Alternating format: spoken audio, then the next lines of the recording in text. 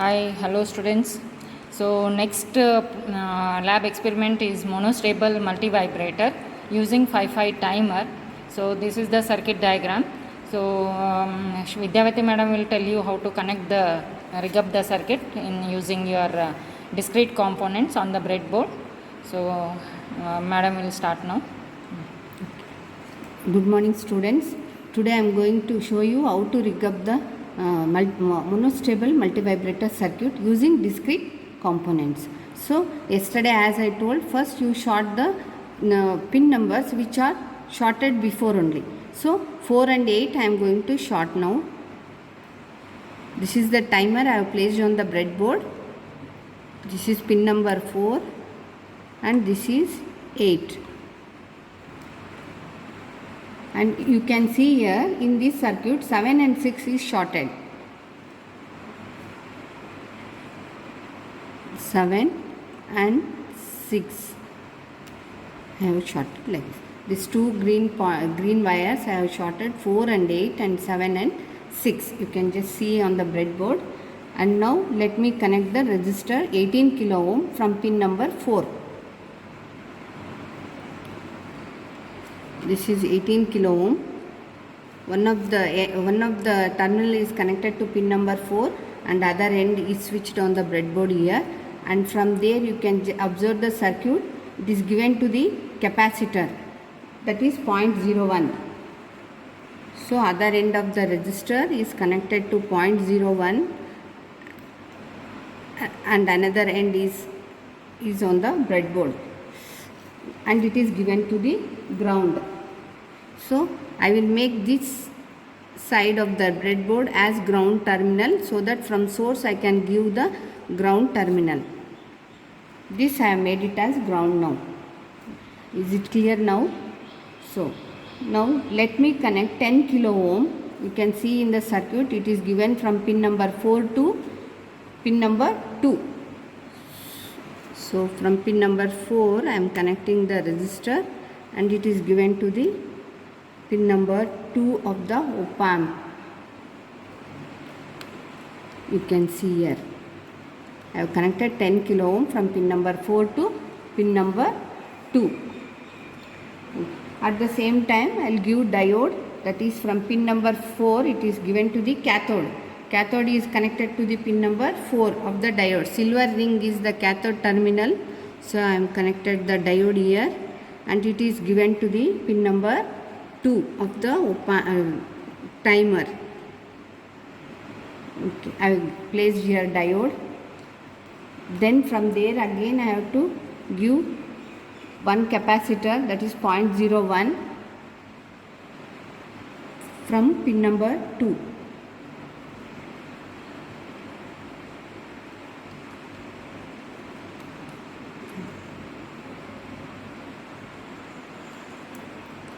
See, another end is kept on the breadboard so that we can connect FG, function generator of square wave of 4 volts 1 millisecond is given here at this point to the capacitor from FG. And one more capacitor is from pin number 5 to 1 or either one you can ground it. Previously you can ground pin number 1 with a wire, connecting wire, and you can connect pin number 5, 0.01 capacitor and another one end to the ground with the help of a connecting wire. It is grounded. So you can check the circuit now.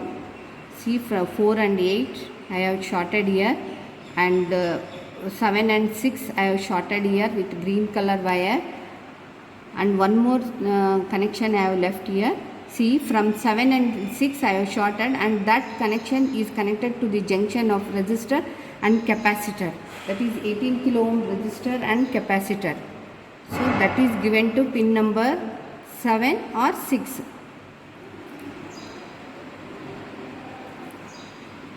So this is the junction of capacitor and resistor and it is given to the 6 or 7. So now the circuit is complete. You can just check it, and from this capacitor I should give to the function generator 4 volts peak to peak and 1 millisecond of square wave, so that we will get the output, monostable output. So now I will connect the capacitor to the function generator.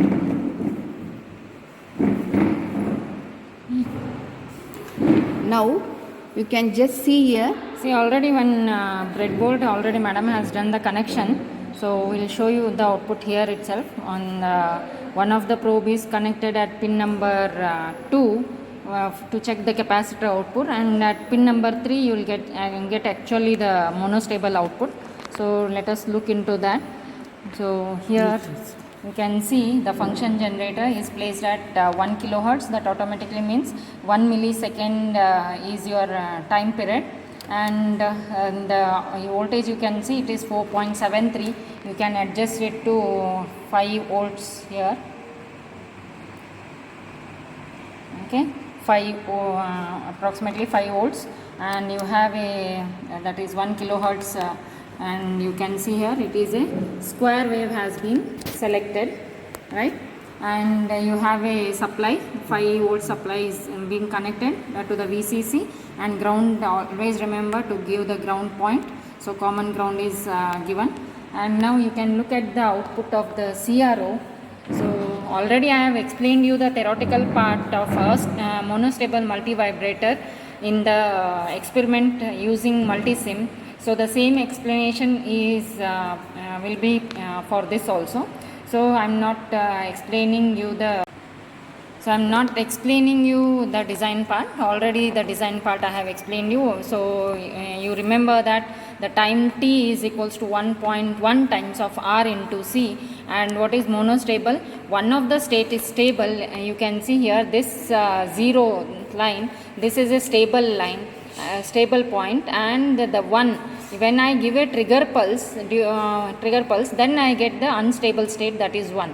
After, when the capacitor reaches 2/3 of the VCC, you can observe here 2/3 VCC. So when it reaches that, the unstable state comes back to your stable state. So this is due to the comparators of the two comparators. So it senses that values. You can see the DC here. I have the capacitor value. So I'll place it on a ground, okay, and keep it on DC. You can see there is no DC value. The capacitor discharges to its 0th value. Whereas in compared it to the stable, you had it as if I keep at a DC value, it would be 1/3 VCC, and the tip was 2/3 VCC. But now we have only one stable state. So at the DC point, you can observe that it is on the 0th line, and this will be 2/3 VCC. You can check here. It is covering nearly 2 box, right? Not 2 box, 1.6. It is 1.6 and multiplied with 2. So it is around 3.2. So the voltage kept is 5 volts, 2/3 VCC, 2/3 into 5, that is 10/3, that is 3.33. So you are getting exactly the capacitor voltage where the states changes, its comparator changes its state and sets your SR flip-flop, as I have explained that in the internal block diagram of 5/5 timer. So here you can see that is 2/3 VCC. Coming to your square wave output at pin number 3, this I'll just concentrate on pin number 3 output. You can see here the pin number 3 output. So the on period, you can observe the on period, it is approximately 1 box, exactly 1 box, and the time cycle, that is 0.2. That is 0.2 into 1 box, that is will be 0.2 milliseconds. It is in the millisecond range.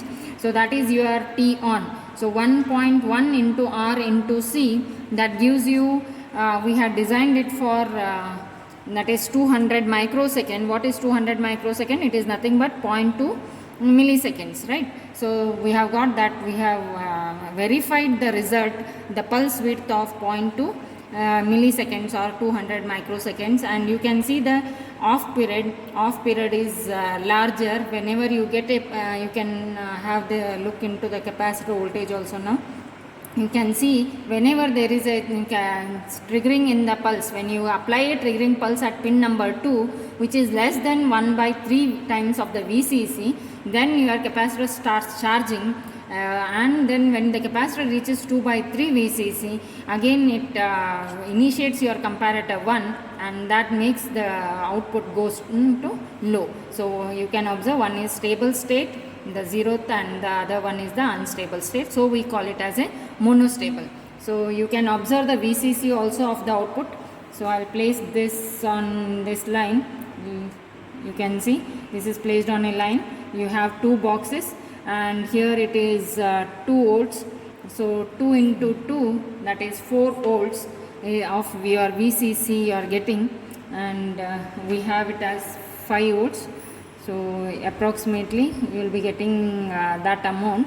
So 4 volts you are getting at VCC, and you are getting 2/3 VCC for this one, because this pulse pin number 3 we are getting.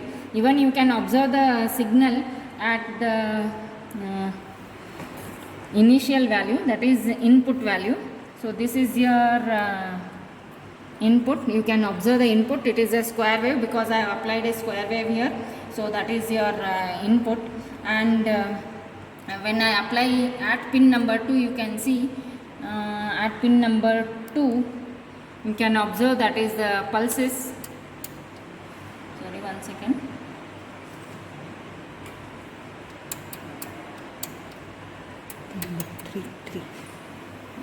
Pin number 2 triggering pulse. 1 second. I have placed it at a wrong place.